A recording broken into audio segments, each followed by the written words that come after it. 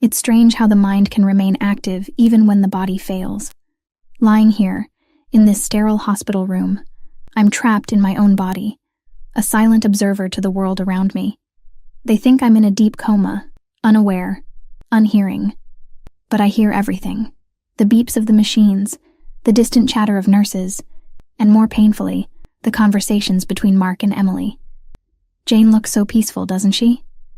Emily's voice, soft and laced with a feigned concern, breaks the silence. Yeah, she does, replies Mark, his voice a low murmur. I just wish she'd wake up. Emily sighs.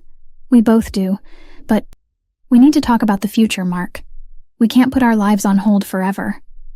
I can feel the tension in the air, a palpable entity that seems to grow with every word they exchange. They're careful, tiptoeing around the subject. But I know there's more to this than concern for my well-being. Emily, I know where you're going with this, but it's not right. Not now. Not like this. Like what, Mark? Like us being realistic about what's going to happen. Jane might never wake up, and even if she does... Her voice trails off, but the unspoken words hang heavily in the room. I want to scream, to tell them I'm here. I'm listening, but my body betrays me, unresponsive and still. I know, Em, it's just hard. You know how much I loved her. Loved. Past tense. The word cuts through me sharper than any knife could. I loved him too. Once. Trusted him. Trusted them both. Look, we need to think about practical things now. The house, the money. Jane wouldn't want it to go to waste. Money. Of course. It's always about money with Emily. She's always envied what I had, and now she sees her chance to take it. And Mark, the man I vowed to spend my life with, is considering it. You're right. We should start looking into her assets. Get things in order. Assets. As if I'm already gone, a mere item on their checklist to be sorted out and disposed of. Let's not rush this, Mark. We have to be careful. If anyone finds out about us now, it could look... suspicious. Suspicious. The irony of her words almost makes me want to laugh. Or cry. I'm not sure anymore. Okay, we'll take it slow. For Jane. For me. Always for me. As if their deceit is somehow justified by my comatose state. I can feel the rage building inside me. A fire that refuses to be doused. They think they can get away with this. That they can betray me and just move on. But I won't let them. I can't let them. As they continue their scheming, whispering about bank accounts and properties, I make a silent vow. I will wake up. I will come back. And I will make them pay for every whispered betrayal, every veiled insult, every plan they've made at my expense. The conversation fades as they leave, but the echoes of their deceit linger in the air. I'm alone again, with only my thoughts for company. But something's changed. A determination, a resolve, has taken root within me. In the depth of the silence, something miraculous happens. My eyelids, heavy as lead, begin to flutter. It's slight, almost imperceptible, but it's there. The first sign of my impending return. The first step towards my retribution. They think they've won, that they've outsmarted me, but they have no idea what's coming for them. As the room fades into darkness, with only the soft beeping of the machines to keep me company, I drift into a restless sleep. But this time, it's different. This time, I'm fighting to wake up, to face them, to reclaim my life. And I will. I swear it on everything I once held dear. I returned home, a place that once symbolized love and safety, now a battleground of deceit and betrayal. Playing the part of the fragile, amnesiac wife, I navigated through Mark and Emily's web of lies, each step a move in a dangerous game. How are you feeling today, Jane? Mark's voice is laced with a concern that's too polished, too rehearsed. I'm okay, I guess. Everything's just so confusing. I clutch my head, feigning disorientation, a performance worthy of an Oscar. We're here for you, Jane, whatever you need. Emily interjects, her hand resting on my shoulder, a touch I can barely stand. Thank you, Em. I force a weak smile, hiding the storm brewing within me. As days pass, I become a silent observer in my own home, watching, listening, piecing together the fragments of their treachery. Every whispered phone call, every covert glance, fuels my resolve. One afternoon, as I sift through the mail, pretending to struggle with my memory, I find it, a document outlining a plan to have me declared mentally unfit. The audacity of their plan sends a chill down my spine. "I'm going for a walk, clear my head a bit," I murmur, sliding the document into my bag. Outside, the fresh air feels like a balm to my suffocating soul. My steps lead me to an old, familiar cafe where Lisa, my college friend and now an attorney, greets me. "Jane, it's so good to see you up and about." Lisa's hug is a lifeline in a sea of betrayal. "Lisa, I need your help. It's Mark and Emily. They're not who I thought they were." My voice is a mere whisper, but it carries the weight of my shattered world. Over coffee, I lay bare their plans, the lies, the deceit. Lisa listens, her expression shifting from shock to anger. Jane, this is serious. We need to act, and fast." With Lisa's guidance, I begin to build my case, secretly recording conversations, gathering financial records, documenting their every move. Each piece of evidence a nail in the coffin of their betrayal. Days turn into weeks, and with each passing moment, I play the part of the vulnerable wife to perfection. Mark and Emily, emboldened by my apparent helplessness, become careless, their true natures surfacing more with each day. One evening, as we sit in the living room, Emily broaches the topic I've been dreading. "Jane, we've been thinking. Maybe you should see a specialist, someone who can help with your condition." Her words are coded with a feigned concern, but her eyes tell a different story. Mark chimes in. "It's for the best, Jane. We just want you to get better." I nod, playing into their hands. Maybe you're right. I do want to get better. As they discuss plans for my treatment, I sit there, a storm of emotions raging within me. Anger, betrayal, but above all, a burning desire for retribution. Later that night, in the solitude of my room, I lay out my plan.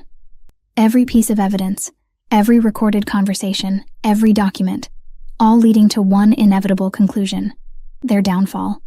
I stare at the evidence spread before me, a mosaic of their treachery. My heart, once heavy with sorrow, now beats with a purpose.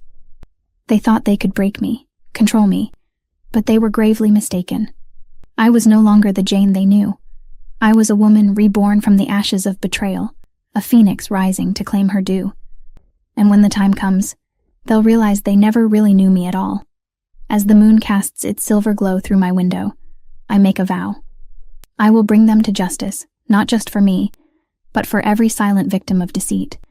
And when the sun rises, it will rise on a new chapter, a chapter where the hunter becomes the hunted. In the game of revenge, I became a master strategist. Each move was calculated, each step deliberate. As Jane, I was no longer the victim. I was the architect of my own justice. "Morning, Jane. How are you feeling?" Mark's voice echoed with fake cheerfulness as he prepared for work. "I'm okay, just a bit tired," I replied, hiding the glint of determination in my eyes. As Mark left, I set my plan into motion. First, his career, the foundation of his arrogance. I made anonymous calls to his office, planting seeds of doubt about his integrity. I sent carefully crafted emails from untraceable accounts, hinting at financial discrepancies. Watching from the shadows, I saw his once unshakable reputation begin to crumble. Next was Emily. Her social standing was her pride, her armor against the world. I planned to strip her of it. At a family gathering, I accidentally left out emails and messages that detailed her affair with Mark. The whispers started, looks of shock and disbelief aimed at her. "But, Jane, how could you think such things about me?" Emily's face was a mask of hurt innocence when confronted. "I don't know what you're talking about, Emily. I just found these and was trying to make sense of them." My feigned confusion was perfect, leaving her no room to maneuver. The fallout was spectacular. Emily's social circle crumbled as the truth about her betrayal spread like wildfire. Her once loyal friends turned their backs, leaving her isolated and exposed. Meanwhile, I worked meticulously to secure my assets. With Lisa's legal expertise, I shifted my finances, safeguarding them from Mark and Emily's grasp. Every document, every account was locked down, out of their reach. But the true masterpiece of my plan lay in the legal traps I set for them. With Lisa's help, I prepared a case for embezzlement and adultery, each piece of evidence meticulously documented and irrefutable. Throughout this, I maintained a facade of normalcy. To Mark and Emily, I was still the same Jane, a bit confused, a bit lost, but harmless. One evening, as we sat in the living room, Mark's phone wouldn't stop ringing. His once calm demeanor was now frayed, his eyes constantly darting to his buzzing phone. "What's wrong, Mark? You seem distracted." My voice was laced with feigned concern. "It's nothing, just work stuff. Don't worry about it." His reply was curt, his mind clearly elsewhere. And Emily, she was a shadow of her former self. The confident, manipulative woman I knew was now nervous, her eyes always looking for an escape. "I heard about your friends, Emily. I'm so sorry." I offered hollow sympathy, savoring the irony. It's just a misunderstanding. They'll see." Her voice was a mix of desperation and denial. As the days passed, their composure unraveled. Mark's once flawless career was now in jeopardy, his reputation tarnished. Emily found herself ostracized, her social standing in ruins. Sitting back, I watched as the world they knew, the world they built on lies and deceit, crumbled around them. They started to realize that something was wrong, that their carefully laid plans were falling apart. But they couldn't figure out why.